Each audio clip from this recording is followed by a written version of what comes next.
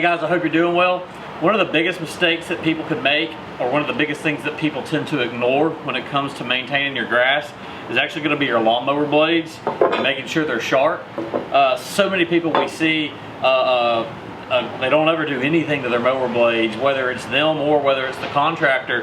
And what ends up happening is that you see on this, we'll zoom in here in a second, but on these older mower blades, as they get dull, the blade tends to get rounded off. And this happens when you're cutting super thick grass, or you're cutting up a bunch of weeds, leaves, sticks, things of that nature. And what ends up happening is when you get that rounding effect and the blade gets real dull, it tends to rip and tear at the grass more so than like on a blade like this that's sharp that will actually cut it.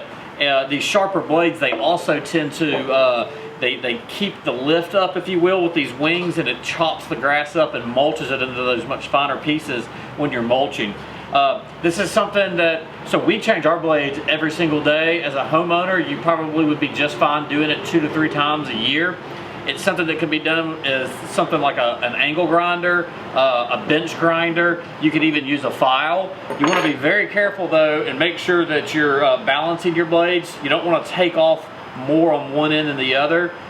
You can take a screwdriver and you can balance the blade and just make sure it's very easy. Just don't want it to get off kilter and start causing some wobbling issues underneath there on your deck. So anyway, that's just our tip for the day. It's something that's overlooked. We see it all the time. It will definitely contribute to the overall health of your yard and the overall look as well, because when you get those tears, it tends to have a real frayed, dead end look. Whereas when you do the actual cut, it tends to be cleaner, sharper, smoother. You got any questions, need any help, let us know. Y'all have a good day. Come on, kid. Get. Shoot. Here, trade tables with me.